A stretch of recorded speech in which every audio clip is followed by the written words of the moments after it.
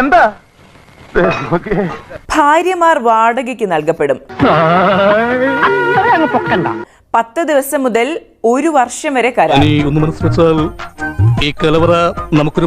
വിചിത്ര സമ്പ്രദായവുമായി ഇന്ത്യയിലെ ഒരു ഗ്രാമം. മധ്യപ്രദേശിലെ ശിവപുരി ജില്ലയിലെ ഉൾനാടൻ ഗ്രാമങ്ങളിലാണ് ഈ വിചിത്ര സമ്പ്രദായം നിലനിൽക്കുന്നത്. ധാഡിജ എന്ന പേരിൽ അറിയപ്പെടുന്ന ഈ രീതി അനുസരിച്ച് 1 മാസം മുതൽ 1 വർഷം വരെ ഭാര്യമാരെ വാടകയ്ക്ക് ലഭിക്കും. കൊള്ളാലോ, വക്കീല് പറഞ്ഞപ്പോൾ ഞാൻ ഇത്രയും പ്രതീക്ഷിച്ചില്ല. ഗ്രാമത്തിലെ പണക്കാർക്ക് വിവാഹം നടക്കാതെ വരുമ്പോഴാണ് ഇത്തരം സമ്പ്രദായങ്ങളെ ആശ്രയിക്കുന്നത്. നമ്മളെ പോലെ സംസ്കാരമുള്ള കുടുംബത്തിൽ പറഞ്ഞവരല്ല കാര്യം.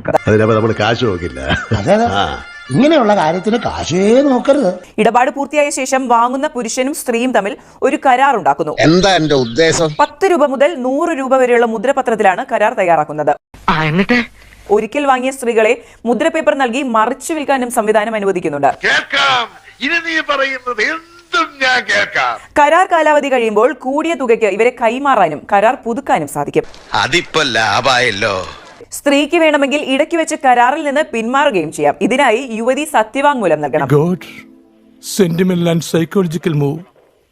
എന്തായാലും താൻ ഇത്രയൊക്കെ പറഞ്ഞ സ്ഥിതിക്ക് ഞാൻ അങ്ങനെ പറ്റില്ല എന്ന് പറയും. ഇത്തരം സമ്പ്രദായങ്ങളെ കുറിച്ച് പോലീസിന് അറിയാമെങ്കിൽ പോലും പരാതിക്കാരില്ലാത്തതിനാൽ നിയമ നടപടികൾ ഉണ്ടാകാറില്ല. എടാ വിജയ, എന്താടാ ദാസ, എടാ നമുക്കെന്താ ഈ ബുദ്ധി നേരത്തെ തോന്നാത്തത്? ഈ സമ്പ്രദായങ്ങൾക്ക് ഇരകളാകുന്നത് പാവപ്പെട്ട വീട്ടിലെ കുട്ടികളാണെന്ന് മാത്രം. പണിയെടുത്ത് തിന്നണമെന്നൊക്കെ ആഗ്രഹമുണ്ട് സാറേ, പക്ഷെ പറഞ്ഞു പറ്റിച്ച് തിന്നാലേ വായിന്നിറങ്ങുള്ളൂ. ശീലായിപ്പോയി, മാറ്റിക്കോളാം.